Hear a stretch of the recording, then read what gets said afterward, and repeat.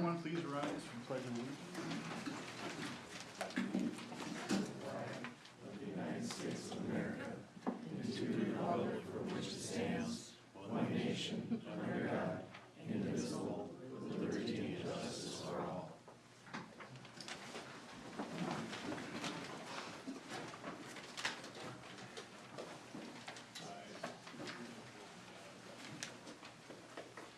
All right.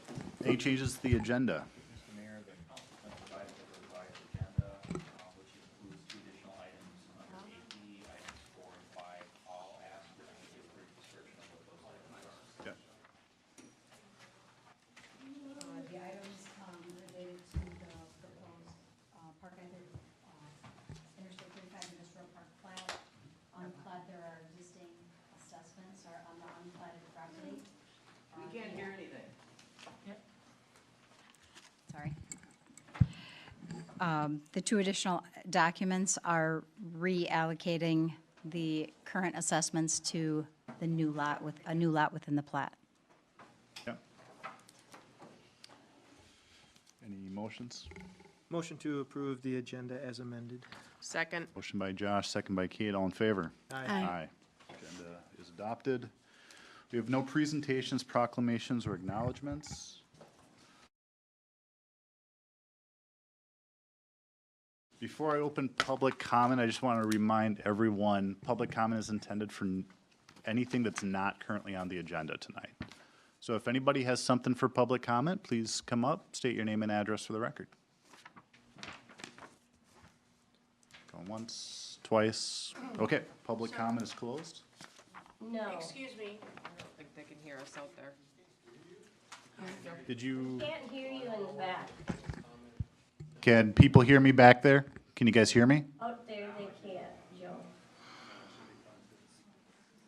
Just checking again. Can you hear me? Okay, thank you. All right, we'll try public comment one more time. Just a reminder for those that didn't hear me, public comment is, anything that's currently on the agenda tonight is not eligible for public comment. So with that being said, if you have anything, please say your name and address. Mayor, considering to delay a vote this evening, is that considered something that we That's- cannot talk about at this point? Correct. Well, we won't take public comment on that. Okay, then my name is Vita Konitz. I live at 9830 247th Street East in Lakeville. And I wanted to let you know, I have been out knocking doors in Elko, Newmarket, and I've spoken to many of our neighbors. And a resounding message I have gotten from people I speak to is that they're concerned about the water bottling plant proposal. They're concerned that their taxpayer dollars are going to subsidize this. They're concerned about having water for future generations, and also water quality. There were some people that said they were having changes in their water pressure also in town, which was a surprise, maybe something else. But I just wanted to let you know, I remember talking to you earlier about how there were a number of us that showed up and expressed our concerns, and we were told there were other people that thought this was a great idea and that they just didn't come to that meeting. But again, I'm knocking every door. I'm not limiting myself to a D or an R. I'm knocking every door, and everyone that I speak to, except for one person who told me he was an employee of the city, has said, we're really worried. We don't think it's a good idea. So I just want you to know that. Thank you. Anyone else for public comment?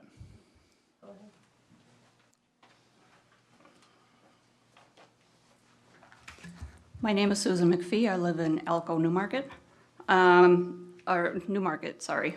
So it's been a while since I've attended one of these meetings.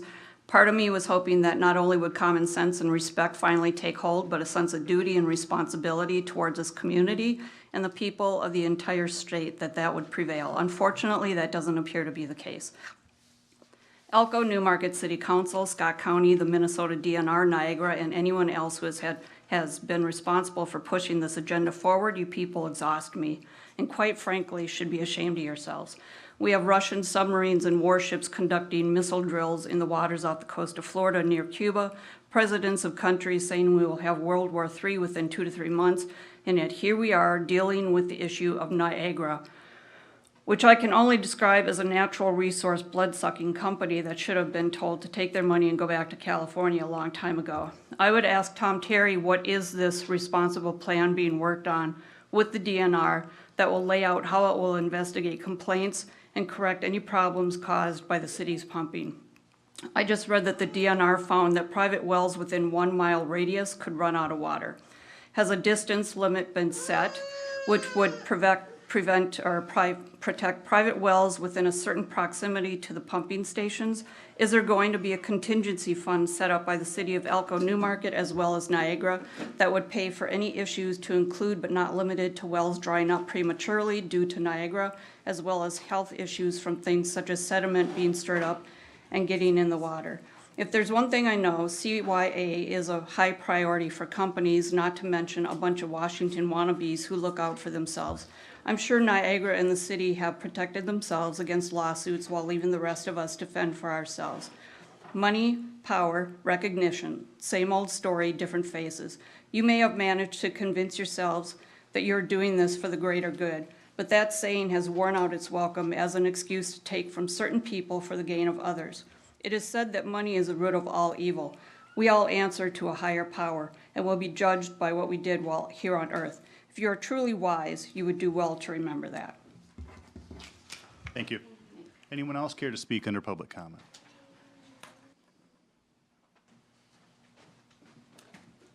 Jonathan Carlson, I live on Pillsbury Avenue in Elko.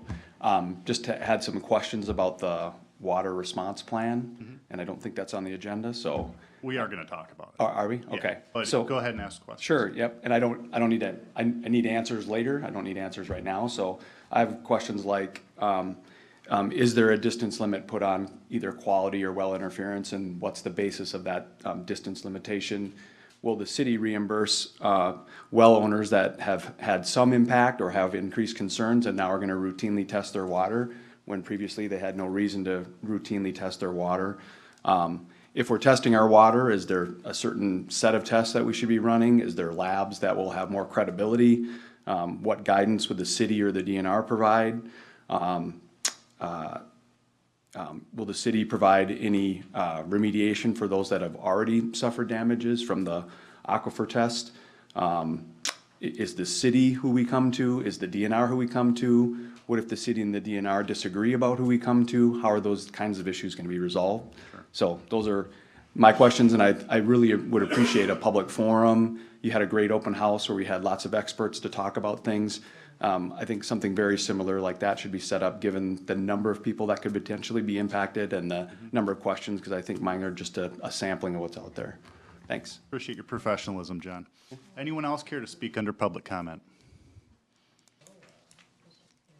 Anyone else? Okay, we'll close public comment and move on to consent agenda. Anyone have any items on consent they'd like pulled or quick questions?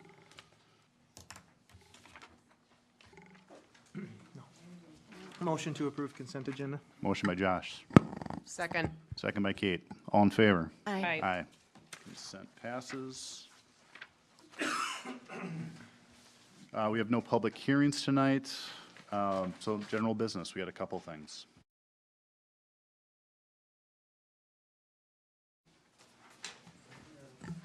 Yes, under general business, Mr. Mayor. We have a request for waiver of fees for Elko Baseball Club. Linda can talk about the specific event if you have any questions, but basically they are asking for a waiver of the fee for their fireworks permit. Fireworks permit is normally administratively issued, and we will be issuing the permit, but there is a $100 fee, and they are asking for the waiver of that fee. Okay. I just have a question. Why isn't this just administratively approved with both of the pieces of it seeming to be an administrative type approval? Because I think this is a no-brainer, so I'm just wondering, could we not just stamp this moving forward for future things like this? We would need to establish a specific policy related to this. Originally, we had a very narrow range of where we would waive fees for local nonprofit organizations and a rationale for it. And to be honest, what it's really grown into is every nonprofit wants a waiver for all fees associated with the city.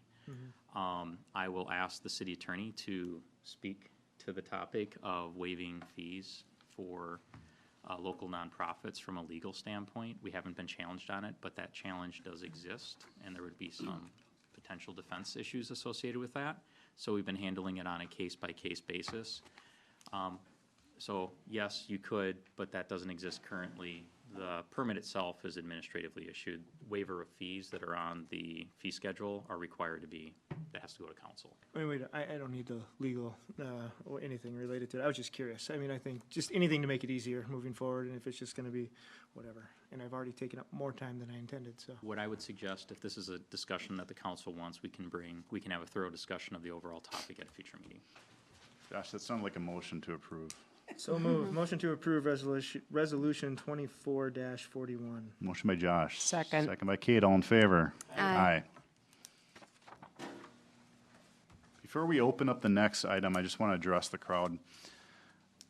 It is very important to understand what is actually on the agenda, and I've asked our city attorney to speak more eloquently than me, but what we are approving, or what we are considering for approval tonight, is literally has nothing to do with Niagara, okay? It has nothing to do with water pumping, it has nothing to do with natural resources, nothing. It's purely a plat, a final plat application. We had approved a preliminary plat previously with the condition of the DNR granting the appropriations permit. They have granted that. Now, we still have to make a decision on the final plat, which is what we're doing tonight. We are gonna talk a little bit about water in this conversation, but I just want everyone to be on the same page, or at least understand that. So with that, Tom? Yep, I'm gonna ask Renee to come up and give the presentation related to the plat, and then I've also asked the city engineer to prepare a presentation to follow that, to talk about the water appropriation permit and the associated response plans that we've had a lot of questions on. Oh, before you, Andre, did I miss anything? I know I was gonna turn it over to you, but when I explained the plat process, did I miss anything? Let's see if I'm on. No, I mean, generally, the city needs to approve a plat as long as it's conditioned, as long as it complies with the preliminary plat approval and your city ordinances. And the plat is really just a means of taking a meets and bounds parcel, turning it into lots and blocks and outlots, and ensuring that the public improvements necessary to serve that plat are there, and that there's security in a development contract to ensure that they're completed as required. What's the potential consequence if we as a city just decided, you know what, we don't wanna do this anymore? If there really is no basis for denial, and the plat complies with the subdivision ordinance and the preliminary plat approval conditions, I think that you would be challenged, and you would probably not withstand that challenge. Just because you're speaking quietly, if we denied this final plat application and it meets, you know, the criteria that's needed, we'd likely get sued and lose, correct? Thank you. Okay, go ahead, Tom. So I'll ask Renee to go through the zoning application piece of this, and as I mentioned, after that, Rich has a presentation on the appropriation permit information related to that. I apologize. So Renee will go over the plat, Rich will go over the appropriation permit. Okay. Thank you. And I'm presenting general business item 8B related to the Interstate 35 Industrial Park application for final plat approval. On the screen, this map depicts the approximate boundary and location of the proposed Interstate 35 Industrial Park plat. On October 28th, 2022, Ryan Companies US applied for preliminary and final plat approval of Interstate 35 Industrial Park. The proposed plat consisted of 119.39 gross acres. It contained one lot, a 28-acre lot, along with 3 outlots and 8.36 acres of road right-of-way. 2 of the outlots would be retained by current property owners and reserved for future development. One of the small outlots contains a stormwater pond, and that would be conveyed to the city as part of the plat. Following a recommendation for approval from the city's planning commission and the allowance of additional public input at multiple city council meetings, the city council approved the preliminary plat application on April 13th, 2023. The city council adopted resolution number 2317, granting approval of the preliminary plat of Interstate 35 Industrial Park, consisting of 1 lot and 3 outlots on 119.39 gross acres. A city has the most discretion in evaluating a plat against city ordinances and requirements during the preliminary approval stage. This is the time to impose any conditions on the plat or address any concerns the application may generate. It sets conditions and guidelines under which the final plat can be approved and obtained. After a plat is preliminarily approved, changes should generally be limited to meeting the conditions outlined in the preliminary plat approval or meeting legal requirements required under city code, state law, or federal law where applicable. The drawing here depicts the approved preliminary plat drawing. Resolution 23-17 is a 4-page document that outlines the city's approval of the preliminary plat and includes 23 conditions. Including conditions in the approval of a preliminary plat is common. Most conditions are standard conditions, such as the developer must enter into a development contract with the city at the time of final plat approval, or such as the city engineer must approve the final construction plans. Or various minor design changes that are needed to meet city code prior to final plat approval. With the exception of one condition on this plat, staff considers all conditions placed on the Interstate 35 Industrial Park plat to be considered standard in nature. After preliminary plat approval, state statute allows the applicant to seek final plat approval. The final plat application must demonstrate conformance with the conditions of the preliminary approval and conformance with city regulations and state and federal laws where applicable.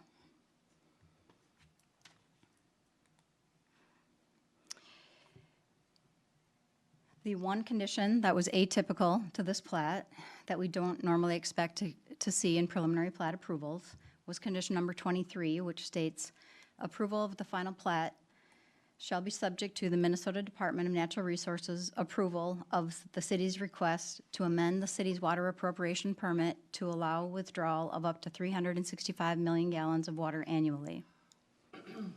On November 28th, 2022, the city submitted to the DNR an application to amend the city's water appropriations permit as described.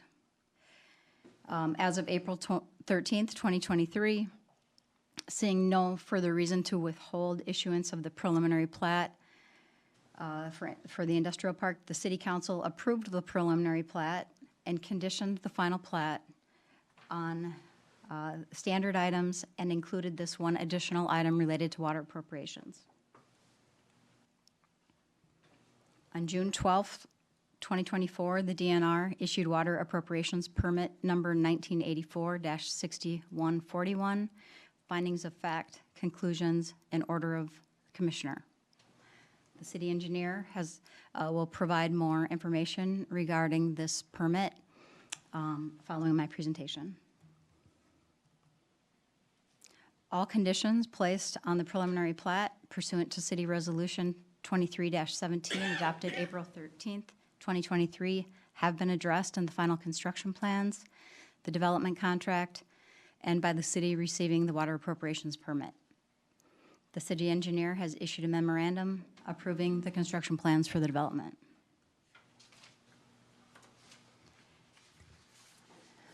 Approval of the final plat is solely approval of a subdivision of the property owned by the two underlying property owners identified on this plat. The approval essentially approves the layout of the property into lots and blocks, as Andrea mentioned earlier. Property is currently described by meets and bounds. This allows the property to be platted into lots and blocks, and also lays out the requirements for the public improvements that are needed to serve the lot in the plat. The final plat approval is not approval of the Niagara project. It creates the lot that the property owner may sell to Niagara in the future. Related to the plat, there is an existing assessment on one of the parcels that is proposed to be platted. We have created a resolution that just reallocates the existing assessment on a property described by meets and bounds onto one of the newly platted lots. So the balance of the assessment would just be carried forward to a new, to proposed Outlot A within the plat. Approval of the plat will have an immediate net positive impact on the city's infrastructure funds because area charges, trunk area charges are always collected in association with new plats and developments. Will result in a total of approximately $509,000 into various infrastructure funds. Tonight, the City Council is being asked to approve 6 actions, adopt a resolution 2442 approving the final plat and development contract, approving 2 stormwater maintenance agreements, and then approving a resolution reapportioning the assessment and approving an amendment to the special assessment agreement. 5 items. Approval of the final plat. Forgive me, this drawing just depicts the final plat drawing. If you have any further questions, I stand for questions. Does anyone have questions for Renee? Rich, you're up next, I understand.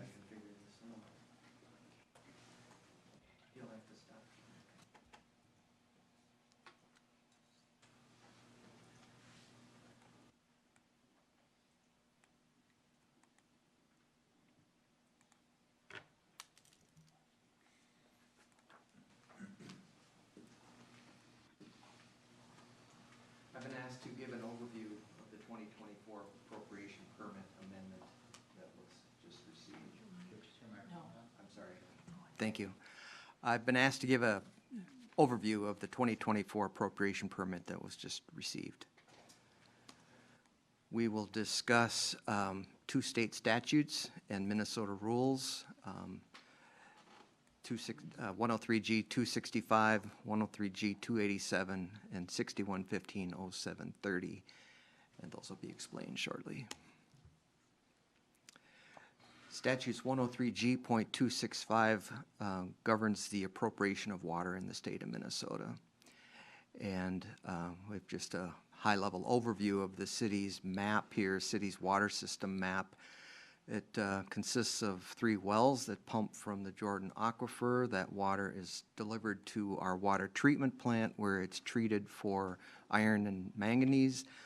Then it is pumped up into the city's towers and 1 underground storage reservoir for delivery to customers through the city's distribution system. The city currently serves on the order of 1,500 connections, and that is expected to continue to grow into the future. The City of Elko New Market system requires the appropriation permit that I just mentioned.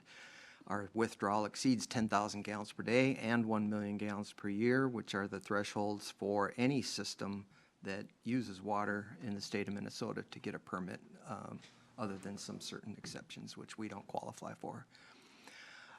So we've had a permit for a number of years. Our permit needed to be amended. Our previous permit allowed up to 135 million gallons a year to be withdrawn from the aquifer. Our recent usage was trending to this limit, so we needed, regardless of anything else, just on growth, to update and get an additional appropriation. A new permit was requested and approved. That permit allows 365 million gallons per year. We requested that based on continued growth in the city and an anticipated large user. Minnesota State Statute 103G 287 talks about aquifer pump tests. Aquifer pump tests are required in support of appropriation permits in order for the DNR to assess the sustainability and potential impacts of any application. These tests can be waived by the DNR, and they often are waived by the DNR, but they are used when there's information or limited information on the aquifer in the applicant's area, which was the case here in Elko New Market. It's the applicant's responsibility to get DNR's approval of its test pump plan, which we did. Our pump test, like I mentioned, was approved by the DNR. The volume used during that pump test is exempt from our prior permits limits, so we didn't have a violation due to that, although we certainly went over the 135 million gallons per year because of it. We did a two-phase test over 4 weeks based on the max well and treatment capabilities that we have. Our treatment plant can treat on the order of 1 million gallons a day. We couldn't run all 3 wells and meet that, but we could run the 2 smaller ones together for 2 weeks and then the larger well alone for 2 weeks. Over 4 weeks, we pumped about 42 million gallons of water from the aquifer, which was, you know, pretty much as hard as we can do with our current system. You might note that 42 million gallons in a month is about 6 times what we might normally do in that same season over that same time period. With the new permit, correct? No, we normally pump roughly 7 million gallons a month in the time of year that the pump test was conducted. Okay.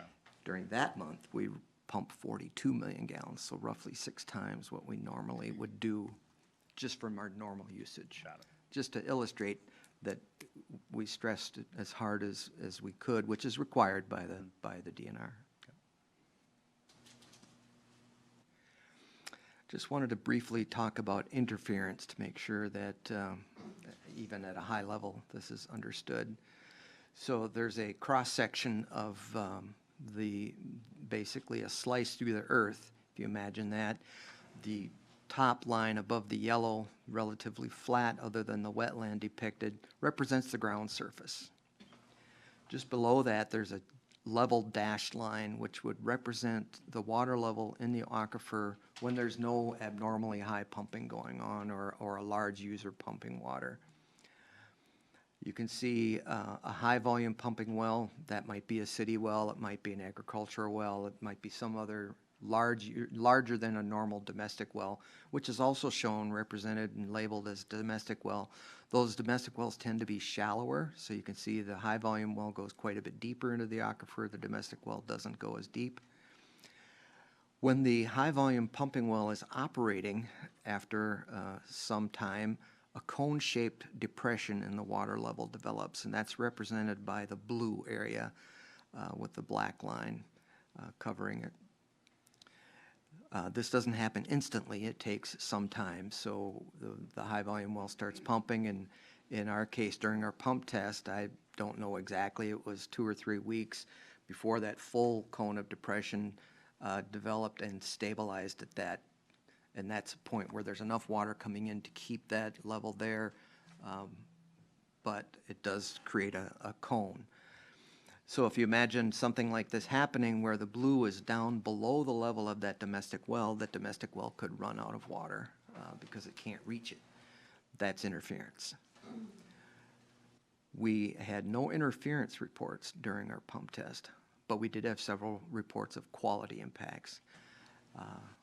We don't know the exact mechanism. We do intend, and I'll cover that briefly with our response plans that we have to comply with. But we are aware of those. So Minnesota Rule 6115.0730 covers what happens if there's a well interference problem. This rule is out there regardless of any interference plans that we have or otherwise. If there's a well problem caused by a large user, they're compelled to fix it by these rules. However, in addition, Elko New Market's permit amendment was approved with conditions determined by and required by the DNR. Those two most notably included a well interference response plan and a water quality response plan. So per statutes, not complying with any condition is basically not complying with the permit and can lead to suspension or revocation. So these are in place today and have to be complied with.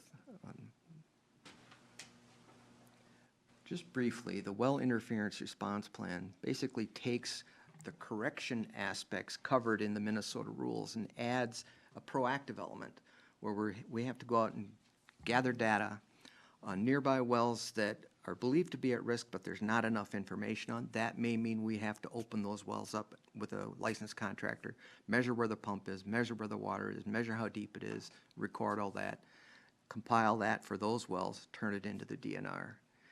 We have to also go to additional 45 or so wells that are maybe a little further away, believed to be less at risk, but there's not enough information to fully make that determination. We have to get what information we can on those wells, which may include opening, but that's at our choice, or we can simply offer those owners an agreement that protects them if there's a, they're protected anyway, but it states what we would do if there's an interference issue, tells them what they should do. Did you say proactive? Proactive because we have to go out before we start pumping a lot of water and do this. So yeah, so there are time limits on these response plans. Sure. That basically would reflect. But we do this before we start pumping water. We was do the this point I wanted to before we start, yeah, we plan to start this immediately, gathering this. So there's more wells, and then the other thing is within 1 mile, we have to identify all wells that might not be on the Minnesota Well Index. So we have to go through a process to search for and find those, identify them, get what information we can so that we know, and notify those owners of what's going on. We turn all that data to the DNR. They determine which wells from the information we're able to get are now at risk based on what they know about our aquifer and our pumping plans. They'll tell us which ones they believe are, and we have to approach those owners with notifications, offer them agreements, and have things in place should an interference problem actually develop at some point now or as far into the future as this permit remains applicable. So that's the proactive parts, getting things set in place up front so that there's not a confusion. If somebody goes out of water, they know who to call, they know what's going to happen, that type of thing. The other part of this is interference investigations and corrections as needed. So if there's someone that we couldn't reach or we couldn't get information and there's an interference, the plan still talks about how we would approach and deal with those situations. Briefly on the water quality, there's another proactive element where we're actually going to go out before we begin using larger amounts of water, gathering baseline data from at least 20 wells in the area within this 2.5 mile radius, preferably on some kind of a spatial distribution, aquifer distribution, so we have a good representation of the different conditions that are out in the area. There's a suite of different parameters that we need to test for. I don't have those off the top of my head, but there are probably a dozen or so. Some are required to be tested in the field, some you take to a lab and get the results. So this is basically baseline data. Before anything happens, other than the test pumping, which I'll come to, we have to go out and get this kind of what's the current situation. We do that all again as the city's usage increases to a certain point and stays there, what we consider a high level of pumping relative to our current condition. That might be a dry summer and a large industrial user, at full operation. We would go out, grab that same data from those same wells to see if there's a change because of the pumping. Then again, after that peak in usage declines, we go out again. So maybe fall comes and the city's use falls off because of less irrigation. We go out again, get the same data again to see if there's changes and to document background. So, and sorry if I'm confusing something, but so we're constantly testing, right? We will And be sending doing, to the DNR? we'll be doing 3 base rounds of testing in the first, well, it depends on the flows. So we have to project ahead because we don't know day to day what's gonna, but we can make projections based on our history, based on, what we know is going on. And there's deadlines that we have to do this stuff before that happens and during, which we can check because we know the daily flows, what we're pumping, and then after it subsides. So three rounds of testing, but it doesn't go on continuously unless we get a complaint. Then we might go, and if we don't already, if that didn't happen to be one of the wells, which it unlikely would be because there's way more wells out there than 20, we would grab a sample from that well, compare it to this baseline to look for anomalies, but we'd also gather other information on, the well, the treatment system, what happened, when did it happen, compare that to backgrounds and try and, determine if we were the cause of it and to what extent. And we have to share all this with the DNR. Actually, all of this is, lockstep. Any data we collect is shared with the DNR, and for their analysis or their records, we have to retain these records and, for the duration of the permit. If we do find something that was caused by the city's pumping, then we prepare and follow a corrective action agreement or settlement with that property owner. And as far as the pump test, which of course is in the past now, it's our intent that we would follow this same process for that.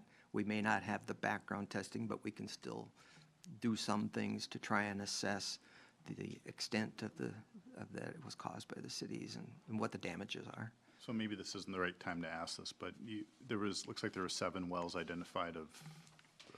So that's an interference, not a water quality, but yeah, there's 7 that the DNR wants to know for sure. We have to do everything we can to actually get hard data on the pump depth, the water level, the well depth, because they're fairly close, maybe not as deep, but they don't have all the detail they need. So we have to get hard data on that. There's an additional tier of wells, 44, 45, that are maybe further away or maybe deeper, but there's still not enough information for them to fully assess. We're also responsible to make efforts to get that data on those wells. And then finally, the third tier is to look for any wells that nobody knows about within a 1-mile radius of the city's wells. And we have a process set up of how we're going to do that. But that might mean visiting, looking for buildings. Is there a building that might need a well and knocking on doors and sending out mailers? And there would be a pretty exhaustive effort to reveal those wells. Can I follow up on the 7 wells that were Sure. of high risk? Yeah. So, at this point in the process, what is our responsibility with those 7 particular wells at high risk? At this point, our responsibility is to get the data that the DNR has asked for, basically, that I mentioned, the pump depth, the well depth, the aquifer it's actually in, that type of thing. And then what does the DNR do with it?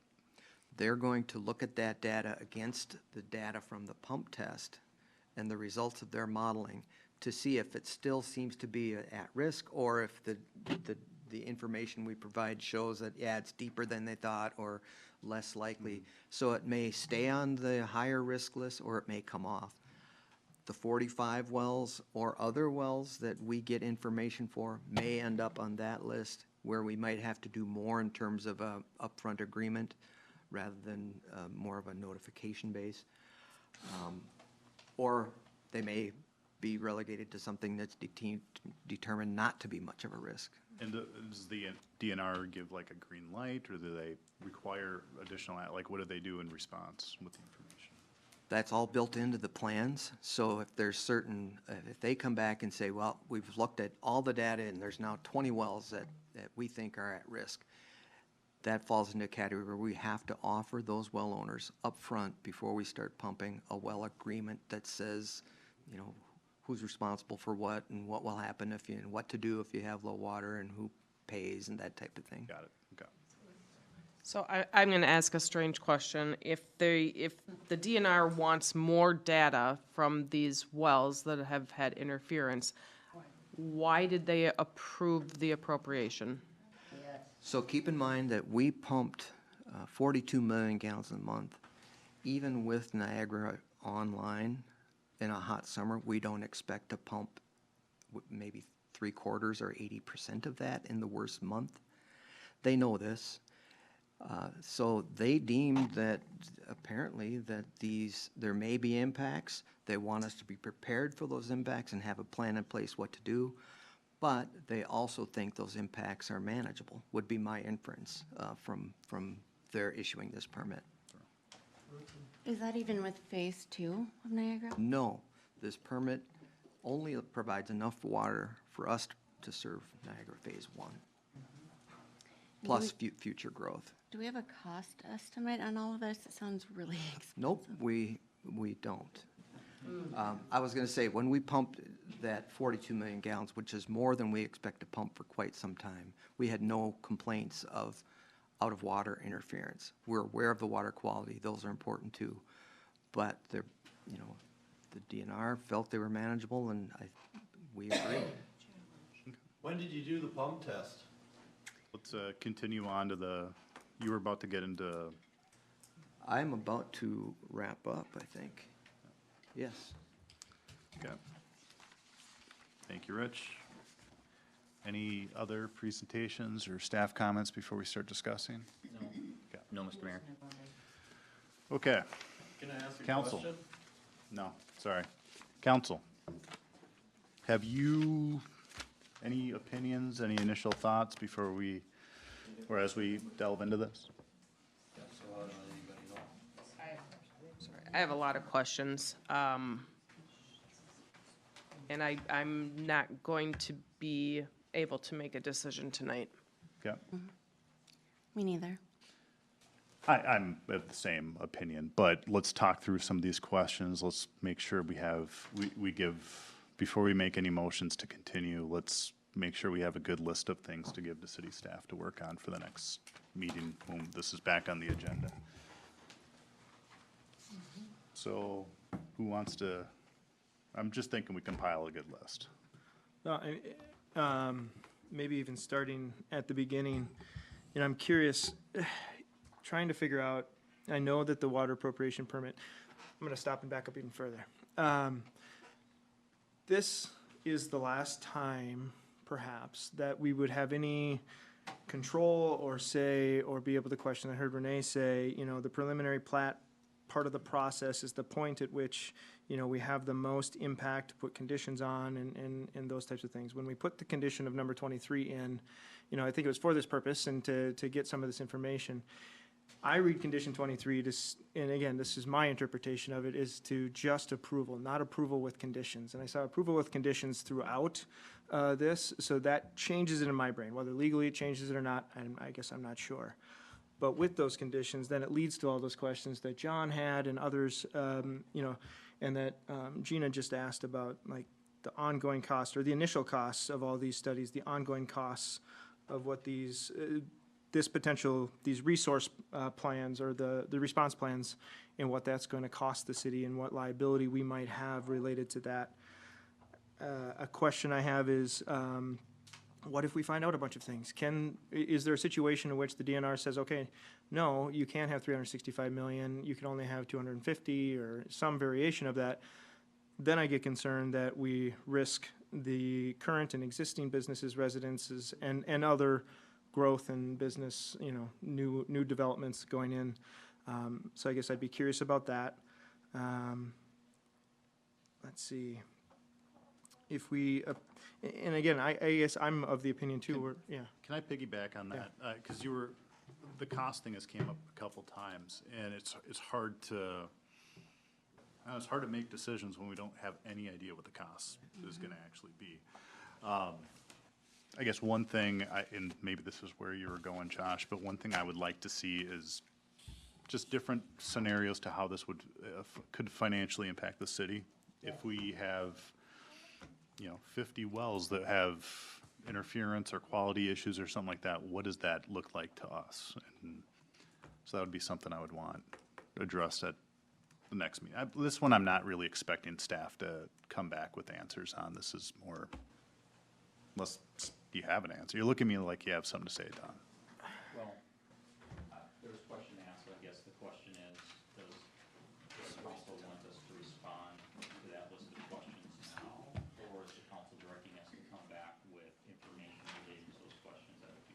My intent was to come back at the next meeting, and I really do want this on the agenda at our next meeting, but that was what I had Well, maybe a envisioned. follow-up to that then, one of my questions was, and maybe I should start with this, if we don't approve tonight, what's the risk? And I'm not saying deny tonight, I'm just saying, continue and get more information, wrap a head around it. Having only had this for 36 hours or whatever, it makes it hard to digest and think through the potential impact.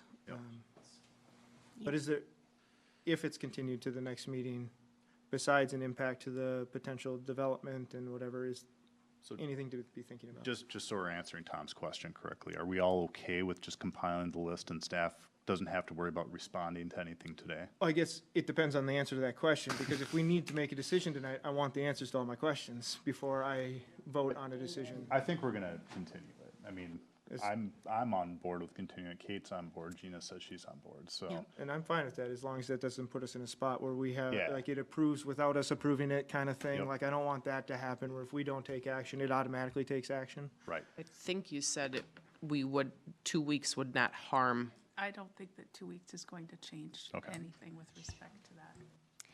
What about answering the people's questions? Are we What? gonna have a public hearing? We're not gonna have a public hearing, no. This is, what's in front of us really has nothing to do with water. Quite frankly, we're using what's in front of us to gain more information and make sure we're more comfortable with the water. But we're not gonna have a public hearing because really this is just, it's a plat application. It's not anything more than that, so, anyway. And I think a lot of the questions that were asked are addressed in the plan, but there is, I think John had listed a number of detailed questions that I think are good questions, and I want to make sure I have my arms around them too, so. But the questions asked would be listed in the meeting recording, so that will be part of the staff's response. And we just got the pump test technical report actually only a few hours ago. Yeah, And that has a lot of information in it too, I'd like to look at. yeah. It sounds like we're kind of on the same page. So do you prefer we ask questions tonight, or do Yeah. we want to compile them and send them, and then, Let's ask questions tonight as far as recording them, whatever Linda thinks is best. Is it easier to write them down? Is it easier to just go back and review the recording? The latter, if you guys Okay. are verbally telling us what type of information you're looking for, we can go back to recording it. Okay, I made more questions after being able to read some of this, so. yeah, for sure. I did get the questions that Jonathan asked, and I would like those addressed at our next meeting for sure. And I have them here, I can read them off if you want me to. No, we have them. Okay, all right.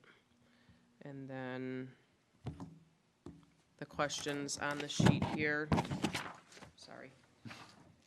1 through 4 that were given to us, will those be addressed as well?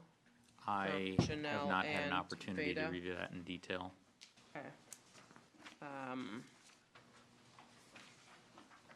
So do you Well, have read them them? off. Why don't you Okay. read them off? So the first one is the pump test that was conducted for permit 1984-6141 did show potential for degradation of water quality and water quantity to well owners. Private well owners do not know if they are in the affected area. The DNR groundwater technical memorandum dated 5/21/24 states that 7 wells are at risk, another 45 have unknown risk, and another 1,300 parcels within 1 mile of Elko New Market wells, which could have domestic wells not listed in the MWI.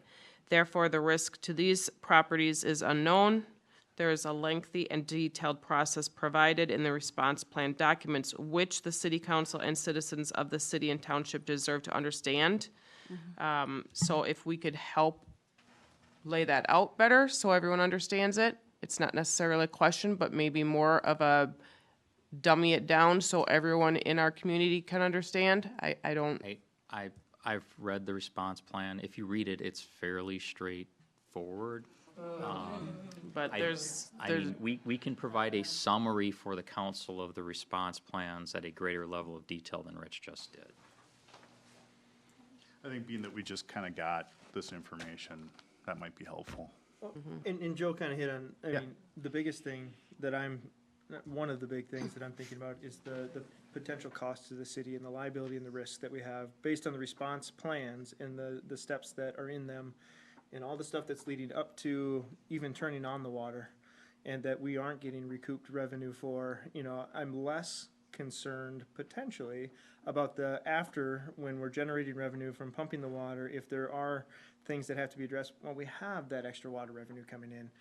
I wasn't anticipating the steps leading up to getting to that point, and that's the new stuff in these response plans that, that's where I need to breathe for a second and kind of understand that potential right there. I'm also curious about the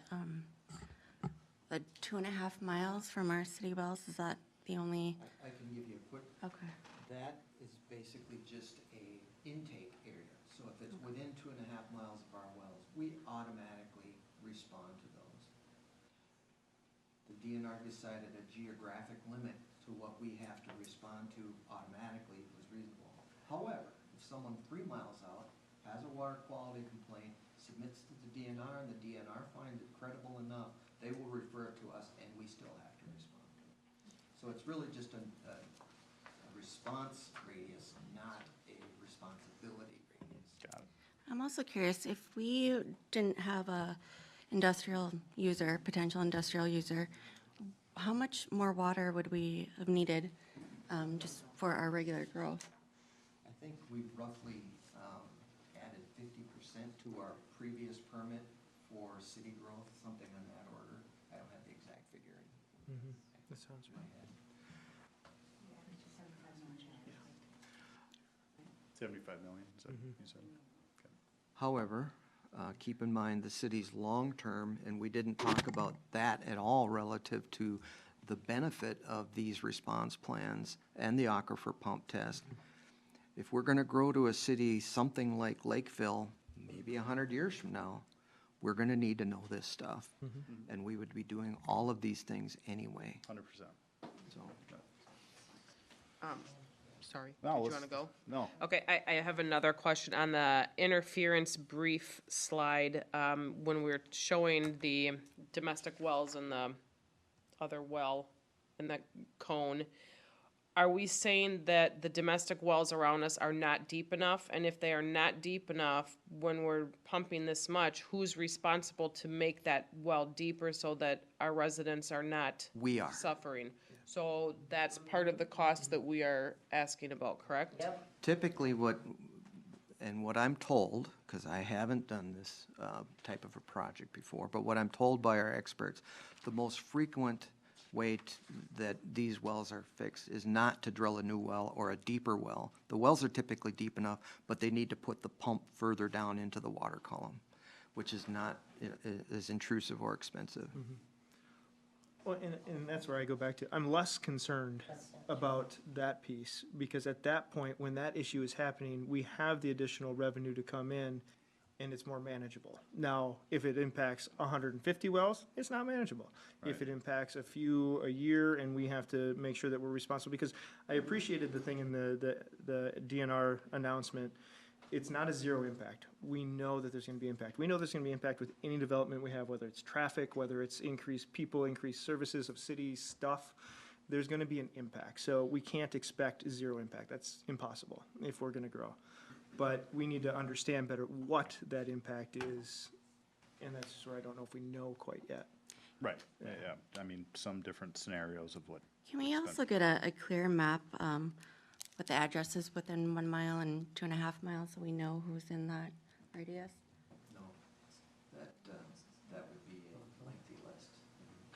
Several, probably over 1,000 addresses. Is there like some sort of inventory list though that staff, I mean, I We don't would need to use, see it, our but, GIS department has, and we would use county parcel data to find every unique parcel.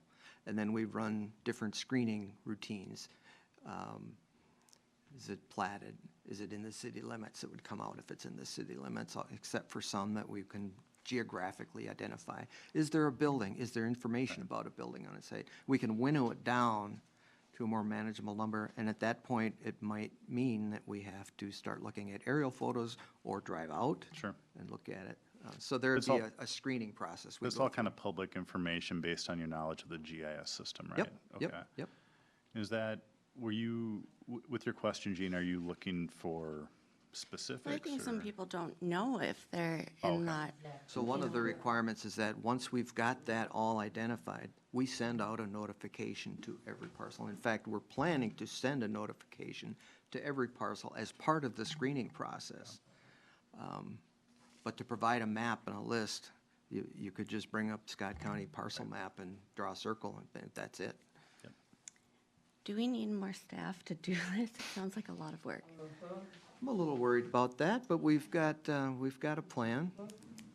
Would be a lot of automation that would save tremendous time. It's not like there's one person looking up every parcel. It's, because of the power of Scott County's GIS system, that's gonna save us a lot of time just in screening these down. Sorry, did you wanna? One last question. Where are the wells located that we're taking that mile and 2.5 miles from? Like, where's that center point? It would be 1 mile from any city well. Okay. And you have the 2 in downtown Elko and 3 in. So it's gonna be an oblong-shaped figure that's within. They're on the slide. We can. So, quick question, and it might be for Andrea. Legally, all this work that we have to do for the DNR before we can go ahead and start pumping this amount of water, is there any way that we can have Niagara help us pay for any of this that has to be done because it's, no? So they're another user on the system, just like a large residential building or anything else. We recoup this through our fee structure. Well, and I don't disagree with that, because I wouldn't expect 1,500 households and the developers developing the 1,500 households to build that into their costs either. So I don't necessarily disagree with that, but that's the concern I have of Yeah. these steps leading up to until the water's pumping and the revenue's coming in. It might be different if we didn't give the over $3 million in subsidies, but, sorry, Joe. But I mean, I don't know if we can, it sounds like a lot of money. We're kind of there with the subsidies, so. Who wants to go next? I'll shut up for a little bit and let you guys ask questions. You've kind of tackled all the questions I had. So the only thing I had was on the well interference agreement. I don't know, maybe this is just a wording thing, and I hate wordsmithing stuff to death, but says, should a licensed contractor find a domestic well has mechanical, electrical, or functional issues, and notes no apparent water level issues, the domestic well owner shall refund the permittee for the cost of the domestic well. So I read that, and I think if I'm a township resident and I'm suspecting something's going on with my well, I might be a little hesitant. I might think through that a little bit more before I contact the city before I try and get it looked at. I don't know that I like that. I don't want to penalize someone for reporting a problem.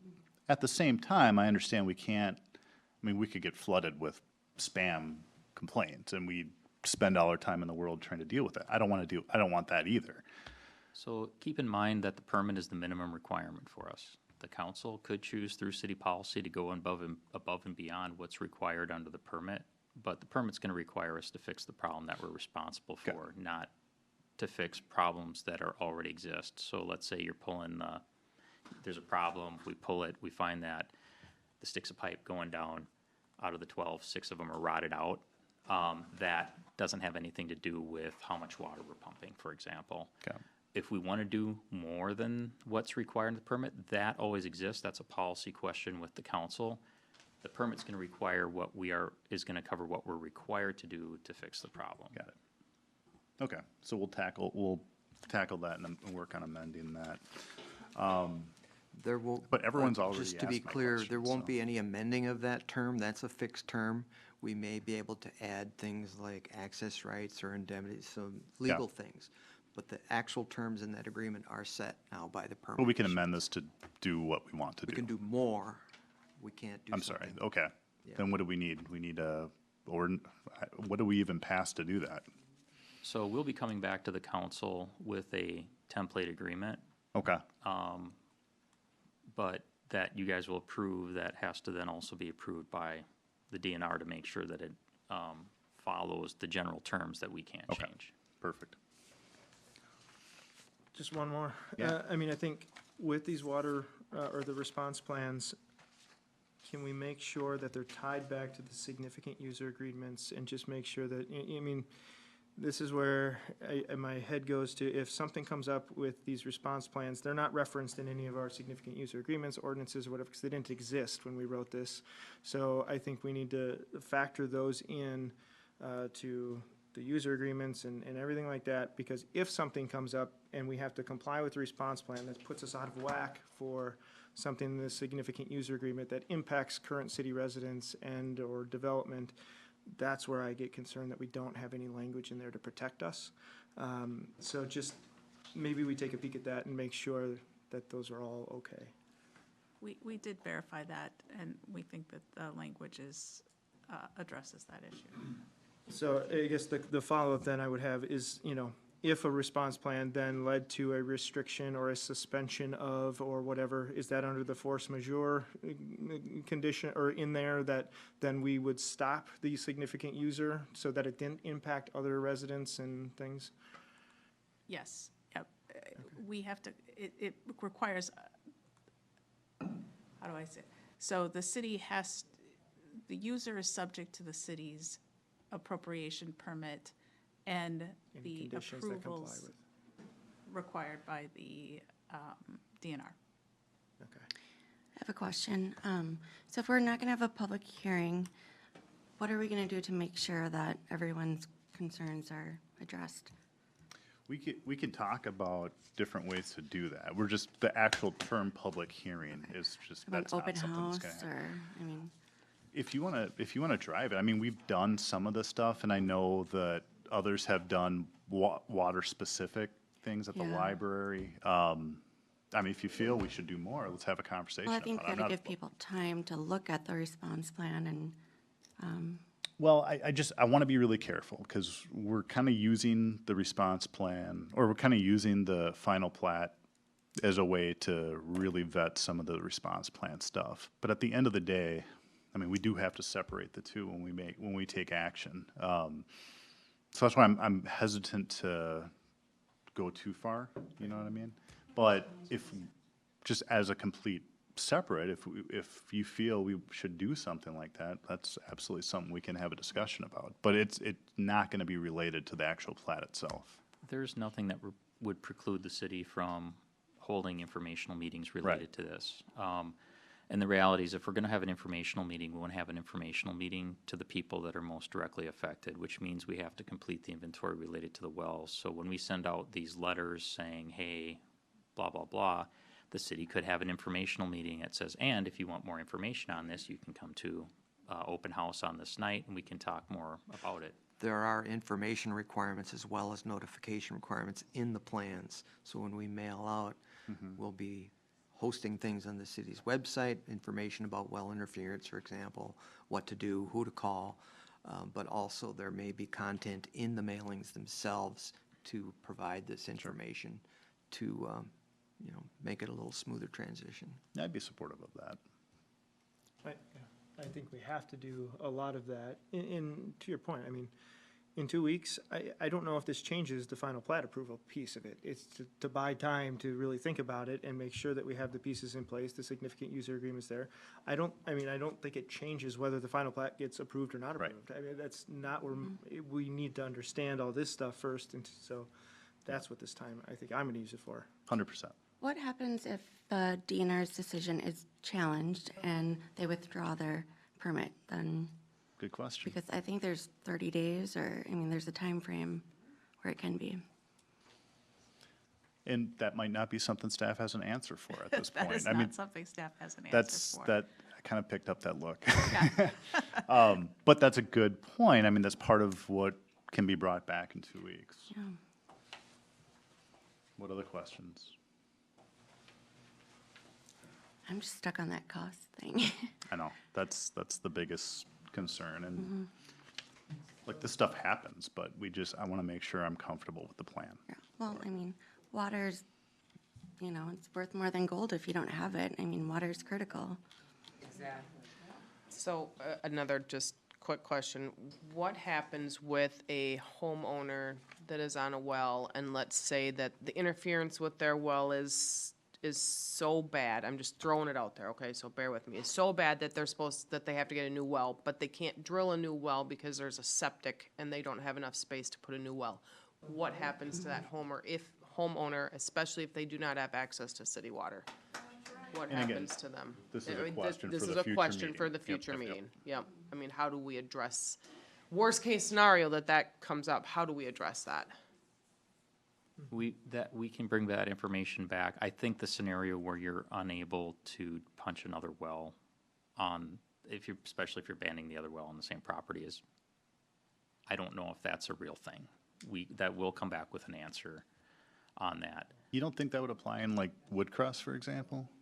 No, with septics, you have to have a certain amount of space for it. Wells are very geographically. Oh, really? pinned. Okay. I mean, So it's not the same as we had with the septic stuff years ago? no. and- We and could Rich- maybe drill right next to the existing well, it's just gotta be deeper and new. It Okay. wouldn't have to be in a whole new Yeah, location. and when you run into well interference, as Rich indicated, the vast majority of those situations is you're just dropping the pump. So you're putting another stick or two of, simplistically, you're putting another stick or two of pipe in there to drop the pump down. If the existing well itself is just too shallow, then yeah, you might have to punch another well, but I think the situation where you would not be able to provide for it within their property is a highly unlikely scenario. I guess one question I did have come up was, we have this plan. Have we done anything regarding, well, first of all, let me back up. Have we actually, I know there's been anecdotal conversations about water quality issues. Has there been an actual formal complaint to the city forcing us to actually look into it? They were directed to send them to me, and I don't have an exact count, but I think what I've received is less than 10. Okay, but that's still maybe up to 10, but. That doesn't include the list from the DNR, which didn't have any addresses, so we don't know where those are unless we know the person. But the ones that followed up and sent to me is, a So handful. And so what are we doing to address Right now, those? we're compiling that. We're waiting for the go-ahead to start executing these plans. And Okay. we'll be sending out questionnaires to get information from these people, arranging whatever visits we need to. So some of the contact information they couldn't provide to us because they felt it was a data practices issue. So they contacted those individuals and said, hey, we forwarded, we're aware of a name and the nature of the complaint for what they provided to us so far. But they said, but contact Rich and provided his contact information. Okay. So for somebody that's maybe in the in-between or hasn't responded yet, we still are going to be mailing out, putting this information out, and there'll still be opportunities for them to contact us. Okay. Does- I'm glad it's being addressed. Go ahead, Gina. I was gonna rant for a minute. No, I'm just wondering, does the DNR have any liability in this? Because, I mean, if they're approving this without knowing, it seems really irresponsible. That's a value judgment. I can't answer for the DNR related to their liability. Maybe Andrea can. Honestly, I don't know the answer to that either, but you don't hear about lawsuits related to the DNR for issuance of water appropriation permits on a regular basis. So I think they generally seem to do their homework and feel that the conditions that are addressed are something that the city can handle and can address adequately. I think it's fair to say, and DNR staff have asked for us, the response plans that we're doing a lot of the work on this has not been required in previous permits. There's also been, those discussions with DNR staff have also implied that this may be more common in permits going forward. So I think it's fair to say that Elko New Market's doing the right thing, and we're the tip of the spear on what we may see changing in permitting process going forward. So how does Faribault with Jenny-O Turkey do 5 times what we're even requesting, what we were just permitted to, without having a response plan like this?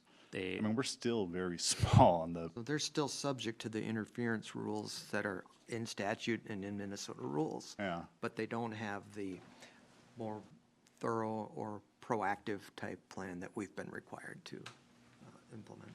No, well, we gotta deal with what's in front of us, so. Yeah. Minor little thing, and I'll email you afterwards, like, is And- there a and- statutory reference to why they don't think that that's assumed, like, permission to share that information with the thing that, the government entity that's gonna fix the issue?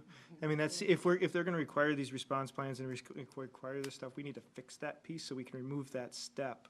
So that residents who make these complaints don't have to jump through 50,000 hoops to get their answers addressed. It just, if there is if they gave the reason of whether. I am sure they consulted, they told us that, because we said, can you start providing us this information so we can start getting a better understanding of where and the specific details of it. And they said we have to check with our data practices people, and what they ultimately sent us does not have like telephone numbers and email addresses. They told us that to get around that, they would be contacting those individuals and basically providing them the contact information for the city and directing them to contact Rich, because we wanted to make sure we had a single point of contact with somebody who's directly involved with the issue, so we could provide the best customer service when those things come in. I just love it when a government entity finds loopholes to get around data practices. That's very inspiring. Any other questions on this? I gotta read some more in it than I might. Yeah. have done. Yeah, I think, well, I'll just say this before I make a motion to continue. I'm proud of our council for all being on the same page as far as let's take a minute, let's breathe, let's make sure we are comfortable and confident with what we're doing before we take action. So with that, I'll make a motion to continue Interstate 35 Industrial Park and all related items. Second. Oh, you'll need to state when too, so. Oh, until the next council meeting? We good? Yes. Second. Motion by myself, second by Josh. All in favor? Aye. Aye. Item is continued to the next meeting.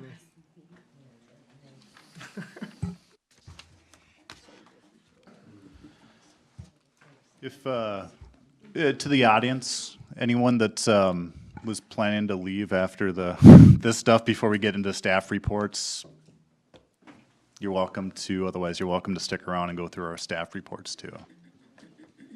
Is there any opportunity for public questions to go on record now? You can send something into City Hall, but we've had several public hearings on This this. is directly related to the response plan. So, is there an email address that I should send those questions to?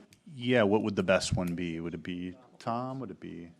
So, ma'am, if you want to wait till the end of the meeting, we can chat with you about that if you'd like.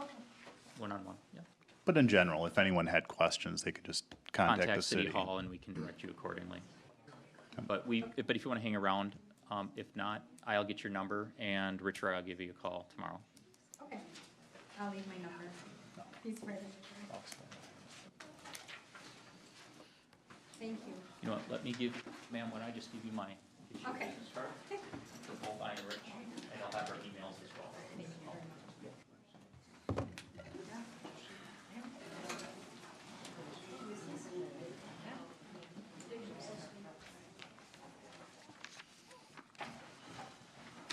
Will you guys be providing that stuff to other people that have questions? I know I can email you, Rich, because I was one of the well owners that complained about water quality. What's your name? Cameron Cooper. I live in the township, and I have some serious questions about health concerns with this stuff. And I get it, fine, public comment is over, but Right. If you send something electronically, we'll have it'll get to all of us and we can respond that way. I may not have forwarded my complaint from the DNR to you yet. That would be good to do. But that's where, like I said, I have some serious questions, and I would challenge some of the things that were said tonight about the ability of people to understand some of the comments that were made. The average reading literacy level in this country is about 7th grade. So for you to say, for Mr. Terry to say that people are going to understand a legal document, I think is a stretch. No, I know Tom well enough to say it'll be summarized and put in layman's terms, but yeah, your point's taken. If you can email, just go onto the city website, find all of our emails and just email it out to all of us. Okay. That way we have it. Yep. We'll make sure you get followed up on. That the questions get answered next week for you. Thank you.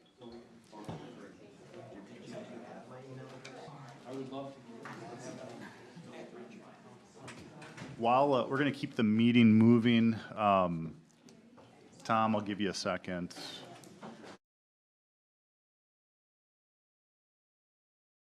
Chief, your first report officially as chief. Don't screw it up. Yeah, don't screw it up. You'll get a nickname that will never go away. Not Hollywood. Not Hollywood. No, we'll come up with something new for you. Obviously, the big thing for us was Chief Jeweler Brady leaving. We do miss him a lot. We're just kind of adjusting to the new PD without him. Our staffing's a little off right now. Officer Barry's progressing well with FTO, but he's not anticipated to be done probably till mid-July, so we are down an officer.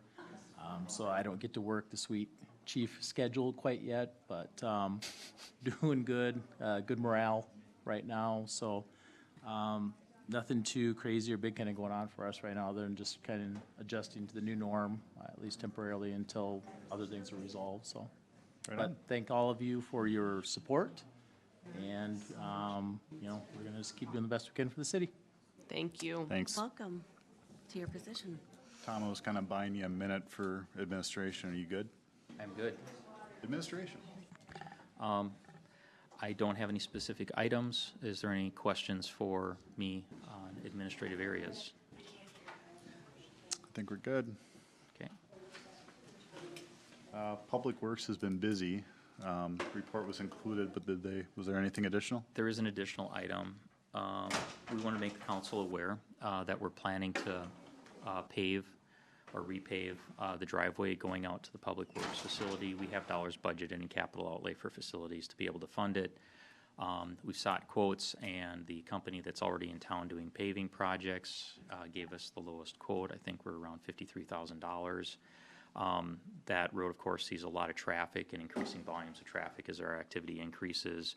We had paved it a number of years ago. It was a test project for doing paving, but it was a really thin overlay, more so to work out the kinks for our small paver for doing street repair. And you may recall, we ground it up and created a granular base for it in anticipation of paving it again. We're at the point where we need to do a regular pave on that road to maintain it and keep it functional going forward. So we're just letting you know that will be going forward. We'll following purchasing, getting, required number of quotes and all of that, so. Engineering. I have no report, but I'd be happy to answer any questions. I'm curious, an update on the downtown reconstruction, timing, delays with the rain, no delays with the rain, how are things going? Delays, rain has cost us probably 2 weeks, conglomerate for the whole season. They think they've been able to work about, on average, 3 out of every 5 days, so maybe more than 2 weeks. But curb is largely in right now. They'll be returning to wrap up curb perhaps tomorrow or Monday, and then they'll continue on with driveway aprons. And once that flat work is done, they'll start prepping to pave it. So there is a chance, and they're trying to see if we can get it paved before our community festival. If not, it'll at least be smooth, drivable, parkable, walkable. All right. Community development. A lot going on. Yeah. I don't have any, first of all, I'm going to let Brandon talk about hours of operation for construction activities, just to confirm the direction that we heard from you at the last meeting. And turn it over to Brandon. Yeah, so obviously we had a discussion last meeting about grading and construction activities, hours of operations. So I'm not sure if we all got the chance to read through the memo, or if we would like me to go through a short PowerPoint about it. I looked at it. Does anyone? I looked at it too. And is it accurately depicting what you I guys thought so. Yeah, I think we're good. Perfect. Love it. Okay, one other piece of feedback do you want us to solicit feedback from the contracting community related to the proposed changes? Not at this time. Parks. Anything to share on parks? You skipped over number 3 and number 4 under community development. What? Yeah. Yeah. The agenda's different. So just a quick update. There was a memo in your packet prepared by Jake, just giving you a heads up that the Planning Commission has been talking about amending the city code related to detached accessory structures. They're just talking at a conceptual level. At this point, our code basically limits detached accessory structures on residential lots to 250 square foot maximum, and that, is pretty much a small shed. The Planning Commission, at this point, feels strongly that that amount should be increased. And preliminary direction we received at the last meeting was that they supported going to a maximum of 1,000 square feet up to 2 separate buildings. So people could keep their existing shed if they wanted, plus build essentially a detached garage. Can I ask a quick question? What made them want to open this up and look at it again? Was there a question that came forward from one of our residents? The topic was brought to the Planning Commission from staff because it's something that we do get questions on a lot, that our size is too small and can people have a second one? In the downtown area of our city, we have a handful of people that have a detached single garage. And because our current code limits them to 1 detached accessory structure, they can't put even a second shed or a second garage on. So we did research a number of other city codes. We are at, I think, the lowest end of what anybody allows. Planning Commission kind of jumped up to the highest end of what some cities allowed. So if you have any Want feedback that now, or? I'll take feedback to them, and we'll continue. So we don't get to that point. It will work. Doing all the work. It will take us several months to get through this process in drafting ordinances, making sure we have other sections of the code cross-checked, like detached accessory dwelling units and how that ties in. And but I'm happy to carry any feedback that you might have. Should just show up for public comment at a commission meeting. I guess. Yeah, I would just encourage them to maybe split the difference or don't go from one extreme to the other extreme, because that is a huge swing. So that'd be my feedback for now. Okay. Yeah, and understand that everybody here understands, but it's for the public's benefit, that the Planning Commission is a recommending body, so whatever ordinance they do recommend to you can be changed as well. But we'll carry that message.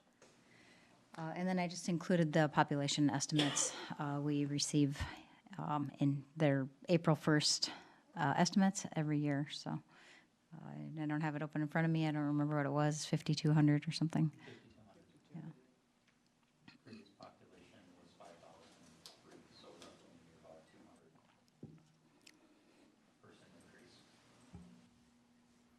Can we move on to parks now? Is there anything for parks? We're good? I have a question, because the meeting was last night. Did they talk about the pickleball courts potentially? I just find it silly, and maybe this is something I missed and wasn't distracted by other things when we had the discussion. I can't fathom why we have pickleball courts painted and we don't have nets available of some kind somewhere and expect people to bring their own nets. I brought my paddles down there and balls down there, and I'm like, oh my God, we don't have nets. We expect people to bring their own nets? Yes. So yeah. I can relate the discussion led up to that decision. So at the time, there was a request, strong from the pickleball lobby in the community, which is almost as strong as the Nota Niagara lobby.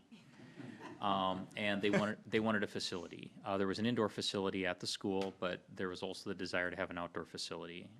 They had requested that we take the Rowena Park ice rink and turn that into a pickleball facility.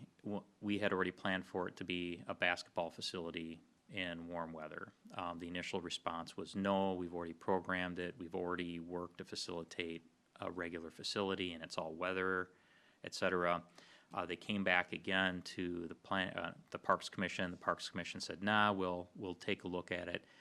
And the thought was to dedicate roughly half of, make the basketball court not regulation and dedicate room for pickleball courts. There was discussion about seasonally removable posts.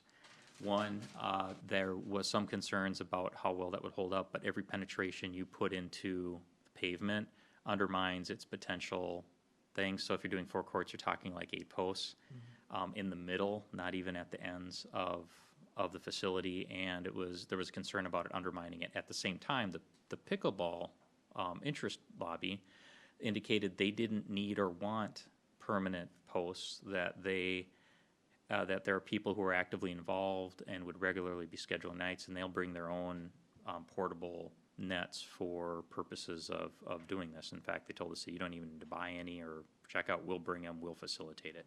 So that was the logic behind it. We did touch on pickleball facilities at the meeting last night because we're going through capital outlay. And also, if and when the Niagara plat is approved, it will generate $183,000 in park dedication fees for us to be able to use for new park facilities.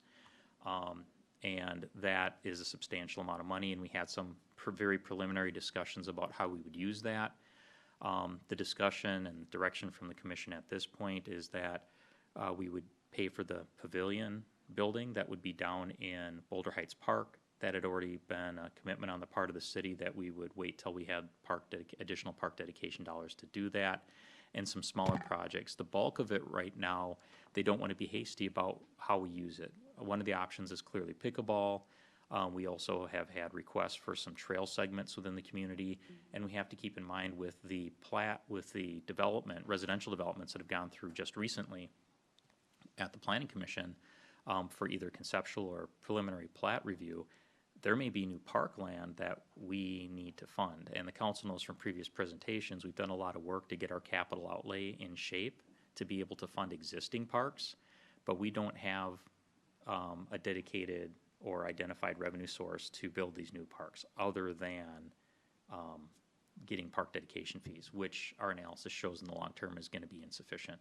So they wanted to keep powder dry a little bit and be a little more strategic on how they would recommend those dollars used, but pick off some of the smaller stuff that's out there right now.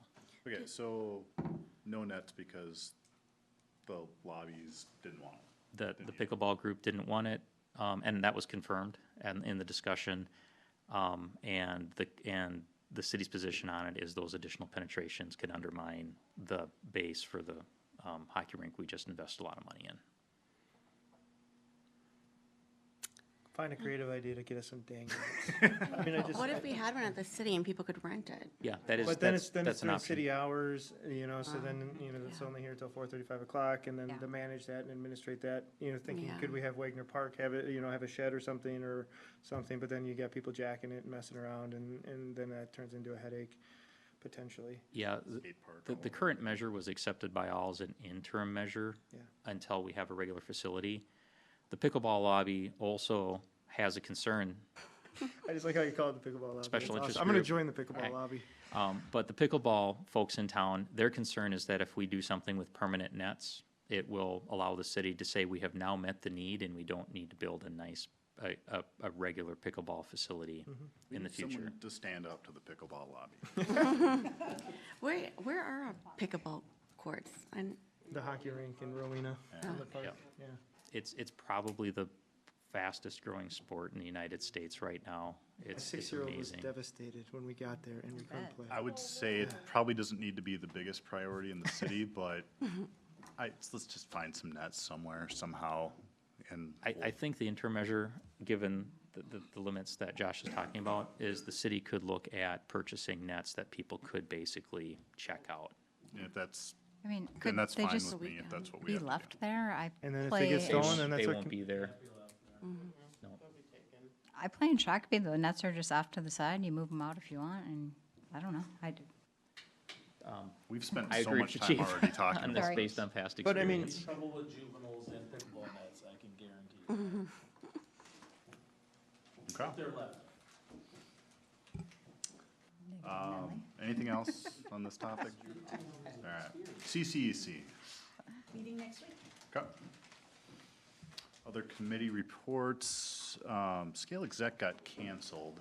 And I need to look up real quick what the Scale meeting is for tomorrow. A legislative review from the last session and talk about the scale legislative platform. Was it? Yep. I thought it was something different. Oh, yeah, you're right, okay. No, you know what, I was thinking the meeting host. Never mind, all right.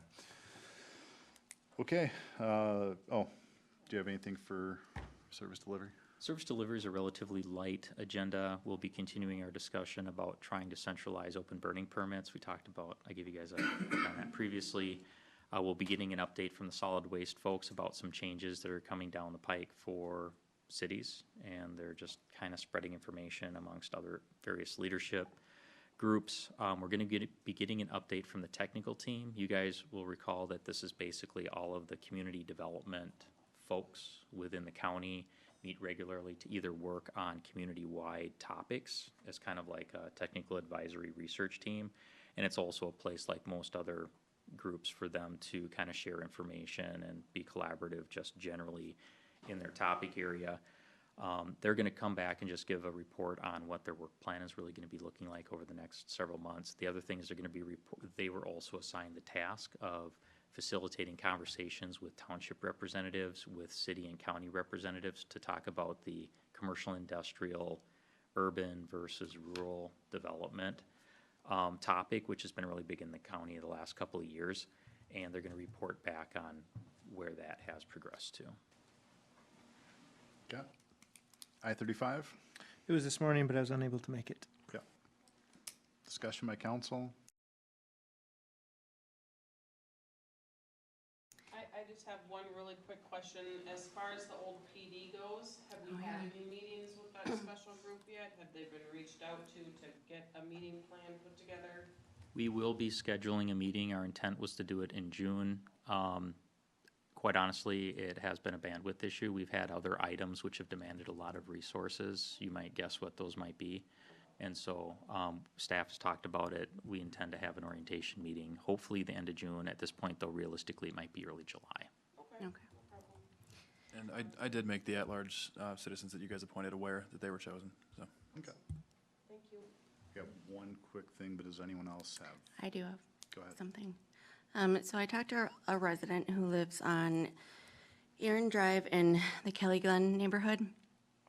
He said that he's witnessed several people almost get hit coming out of their neighborhood, crossing over County Road 91 to get to that walking path. And I talked to a few other people who strongly think that we should have a pedestrian crossing sign or something there.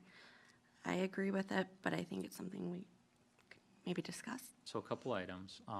That intersection has come up over the years multiple times. We've done some research on it related to pedestrian crossings. I've asked Rich to be prepared to respond to that because you were kind enough to let me know that it was a question, a topic you're going to bring up tonight. But I do have to point out that that is a county road, and we have no direct authority related to crosswalks or signage on that road. We can make requests, but it's not our road. But we have had a lot of discussions with the counties on these topics, and I'll leave it to Rich. He was going to follow up with the county transportation engineer. So I called Mark Callahan, who's good to work with, been very cooperative with us on traffic issues because of this shared interest. He had reached out to the city a few weeks ago, actually, based on a complaint. I don't remember the person's name. Similar to that, but more about the speeds and whether they should do a reduced speed zone on 91. So he had reached out to the city to see if we were aware of anything that was causing any traffic changes, and we really weren't. But then so I called him when I heard about this to see what their outcome of that investigation. It wasn't a formal investigation, he just looked at the complaint and the current situation to see if it would be informative for your question. That wasn't, but he did find an email from the files, and let me find it here. This was back in August of 2021, was the last time the county looked. Good morning, Tom. Thanks for inviting me to the discussion regarding potential future marked pedestrian crossing locations in town. So this covered several locations. I'm I'm gonna just jump down to the findings on Aaron Drive. Kassan 91, Aaron Drive, uncontrolled marked crossing. Uncontrolled means there's no signalization at that intersection. We've got two-way stops on each side. Based on pedestrian traffic count data obtained by the city in June of 2021, the peak hour traffic crossing Kassan 91 is 12 pedestrians. And I'm just gonna interject here, I don't think there's any reason to believe that is markedly changed, but we haven't checked it since 2021. This T intersection is located in a posted 55-mile-per-hour speed zone. The lane geometry in Kassan 91 includes a southbound right turn lane and 2 through lanes. There is a trail that runs along the east side of the highway. The trail connects to Kassan 91 on the north side of the intersection. An ADA ramp exists at the trail connection to Kassan 91. Sidewalk is currently in place along the north side of Aaron Drive. Vehicle traffic along Kassan 91 is 6,300 vehicles per day along Kassan 91 on each side of the intersection. Oh, wait a minute, I jumped. Based on 2018 MnDOT count information. Sight lines along Kassan 91 on each side of the intersection are sufficient. And then he added in here, MnDOT's traffic website has updated the average daily traffic count to 5637 in 2023. So that's a decrease from 2018. That's a common occurrence, he says, as travel patterns have changed since the pandemic. Based on this information, uncontrolled marked pedestrian crossing of Kassan 91 is not appropriate at this time. The 20 pedestrian minimum peak hour traffic normally required for consideration of a marked crossing is not met. Also, given the Kassan 91 traffic volume, crossing width, and posted speed limit, an uncontrolled crossing would need to consider significant infrastructure that could include a pedestrian refuge island and or pedestrian signalization. Given the current low pedestrian usage, the ample available sight distance in each direction for pedestrians and motorists to observe each other, and no foreseeable changes to the surrounding land use, an unmarked crossing of 91 is sufficient. So those were the remarks, and we didn't really see anything that has changed since then, despite the 10 additional homes going in on the east side of the road. It's one of those frustrating things, because, you It know, as is, much yeah. as we all want to be proactive and not let situations happen, situations need to happen in order for the county to jump on things. Well, people need to cross that road in order to continue on the path. I mean, the sidewalk leads up to it. Well, first of all, I do highway cleanup on that road twice a year, and I know it can be scary. I mean, we're cleaning and they're zinging by. But there are also, a lot of gaps. It's not really too hard to be patient and cross. There's also the opportunity, it's not as convenient, but you can go up to the roundabout and cross at the roundabout where speeds are much lower. And then go on your way, either direction. And that's why we actually made some changes to the design to promote crossing there, even though I accept it's a good chunk of distance out of your way. There are no simple and cheap solutions to making a crossing safe at 91 and Aaron because of the speeds. Putting down paint, putting up signs is not consistent with standard practice, and therefore no traffic engineer will do that, but it actually could make things worse because people think now they're protected because the crosswalk is painted or something and proceed to walk when they really shouldn't. We want people to feel unsafe. Paradoxically, makes them behave more safely. But again, it's not our road, so it's a tough situation. So he talks about pedestrian refuge, pedestrian signalization. Those things can help. They'll reduce speed, they'll give some indication to drivers that they have to stop, but that doesn't mean they will. So is the county going to look at reducing the speed limit? Because that would actually kind of almost make things worse, So right? you remember from past discussions, speed limits are not set by the sign. The sign is set by the speed limit. Right, exactly. You can't change speed limits by throwing a sign, as Minneapolis, I believe, as a resident, is currently finding out. Sure. Yeah, there's guidance and state rules that basically say, if the road looks like this, it automatically defaults to that. And if you want to vary from it, you do a speed study. The state has to do it, and they will set the speed at what the speeds actually are. We in fact had a chunk of road, portion of Xerxes at one point in time. People wanted to slow it down. We did the speed study, the speed limit went up. Because that's what the speed people were driving. Okay, so a number of people who live right there brought, this concern up, and I just, is there anything, I mean, Ironically and maybe not satisfactorily, educating people on crossing that road safely is probably the most effective thing we can do. Where to cross, how to cross, look both ways, what kind of gaps to look for. It can be hard for a younger person or older person with impaired vision or not as good a vision to judge how fast a car is coming, how far away. Those can be difficult things, there's no doubt. But as far as any hard features that we can put up to protect pedestrians, they don't exist. no, like, we couldn't do just a big sign for cars to watch for pedestrians. I mean, they gotta slow down anyway for the roundabout.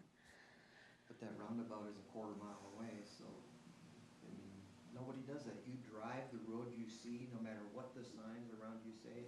They might see the sign, but very quickly they become ignored, and I'm sure Craig can back me up that signs don't change things. So because it's a county road, if Gina wanted to really be a bulldog and push this, who would she talk to at the county? And certainly call Mark Callahan. Okay. If you want to go to the political route, you call the county commissioner and see if, because generally speaking, and I don't want to maybe overgeneralizing, but the county's going to default to engineering standards, past practice, and their own internal practices when they receive these types of requests. You kind of heard it in the email at Richard. Right. You'd probably want to attack it from multiple directions. Mark Callahan's the guy's name? He's the traffic engineer. Yeah. And I suppose he, Won't be swayed politically, that would have to come from.